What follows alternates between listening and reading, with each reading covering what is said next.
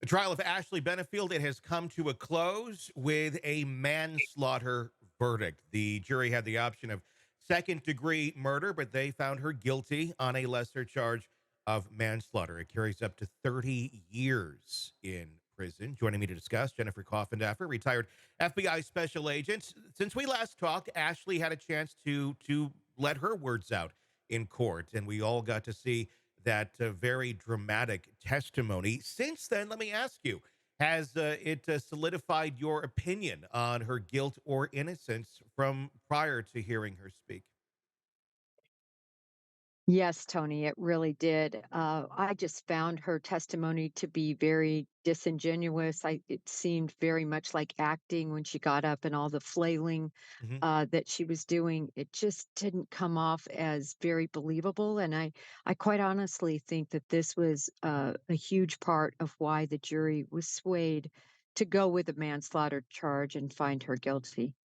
It's interesting because I've talked to a lot of people, excuse me, and I'm finding that there's people who were very moved by her testimony, to the point of tears when it was happening, and then there's others who look at this and went, yeah, something feels a bit off here on this, and notably in the courtroom, and this was brought up obviously by the prosecution, the lack of tears.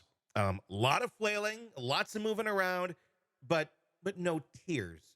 Tell me about that and what your experience is when somebody's trying to project their feelings of guilt or sadness or trauma, and there's no tears. Are tears always required for it to be authentic? For me, I would say 99% of the time, yes. 99.9, let's make it that. Hmm. Tears come out even without emotional crying. Hmm. They're just a reaction of the body, and they're very authentic. And you didn't see that with her, and you really can't manufacture tears. Hmm. There's some sort of emotional response that just happened. In most cases, I'm not saying that there aren't Sure. some instances maybe where people have issues with their ducts or something and Hmm. can't Yeah. cry, but no, that was a big reason why, and it's something we really look for when we interview. Hmm. As an FBI agent, when you're sitting across from me, I'm looking for your reaction, and if it's something you should be upset about, and I don't see any tears, it gives me pause as to whether you're being honest. What's disturbing about that whole idea of tears is the fact that one could shed not one tear, whether you did this on purpose or not, whether it was just in the heat of the moment. I felt like I had to do this, and maybe you look back on it and go, maybe that was kind of a brash decision. Maybe I shouldn't have done that, but it is what I did, and that's kind of the whole battered woman syndrome that was trying to be argued here. But one would almost think that you would have some level of empathy for what happened. This is, the father of your children that you shot, whether it was, over the top or not. You think there'd be something, wouldn't you? That's how I always look at it. It never makes any sense to me in these relationships where people have that much hate, Hmm. that they totally disengage from the fact that at one point they actually loved that person, and that person, they decided to have a child with, and no matter what, that child that they have is half of another person. Hmm. And so I agree with you, Tony. It's really sad when you see that people lose Yeah. absolutely or have absolutely no empathy for the lost one. Yeah, I mean, it's a certain level of numbness, but it also kind of makes you go, maybe that's why you were capable of doing such a thing. Let's take a look at some of that testimony from Ashley. And I want us to note while we're looking at this, the back and forth of how quickly she goes from hi, upset, but no tears, to just, oh yeah, that's how that all rolled out. It's a very, very stark contrast here. And if anyone who has kids, this is another thing I noted, especially if you have or have had a little girl. I know you have girls. I have a little girl. They, if they want something, they can turn this shit on and off sometimes. And this is kind of how I felt watching this testimony. Let's take a look. You weren't concerned about him coming over. I, no, I knew he was coming. Okay. And when he came over, your mother and Emerson went to the park. I believe they were headed there. I'm not sure. I think they were down the driveway or on the sidewalk, something like that. They were on their way there.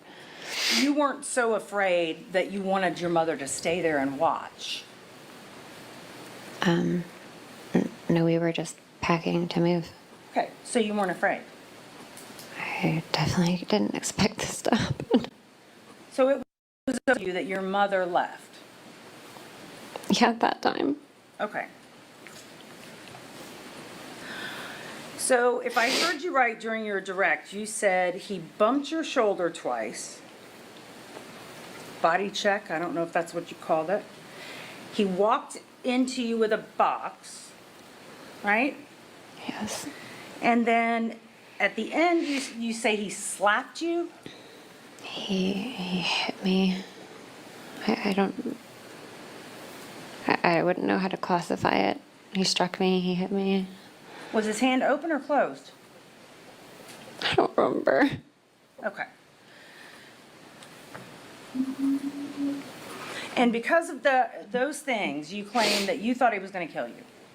He had never hit me before. Okay. And you thought he was going to kill you. He wouldn't let me leave. I tried to leave. He stopped me. The question is, you thought he was going to kill you. Yeah. Okay. Now, when you were in the bedroom, you decided to get your firearm. And it was where? It was in a storage bin on top of the laundry basket. Okay. So I'm going to show you State's Exhibit 52. If you could turn around and look at that. Where was your firearm? It was in the bin on top of the basket. Here? That's the basket. The laundry Where was the basket. bin? It's that right on top. Okay. So it was in here. Yes, ma'am. Why would you have a firearm in there? I had just emptied all the furniture and everything out of my room, and it was kind of like what was left from my drawers, and so it got put into a bin. Okay. And that was not your only firearm in that room, correct? Correct. You had a firearm in the closet. My carry gun was in my backpack, which was my purse at the time. So in this room, with a mattress and a broom and a hamper, you had 2 firearms. Yes. So you go into the room and you grab your firearm. Is it in a holster? I don't remember. Okay. And you claim that Doug does what? He came and slammed the door open. He was standing in the doorway. He said, "You're fucking done." He said, "You're fucking done." And that made you fear for your life. Yeah. I'm never going to be one to, downplay, someone who's been a victim of abuse of any sort. But I'm also going to raise my hand when I see something that doesn't feel right. And I'm sorry, that just doesn't feel, it doesn't feel real. What are your thoughts?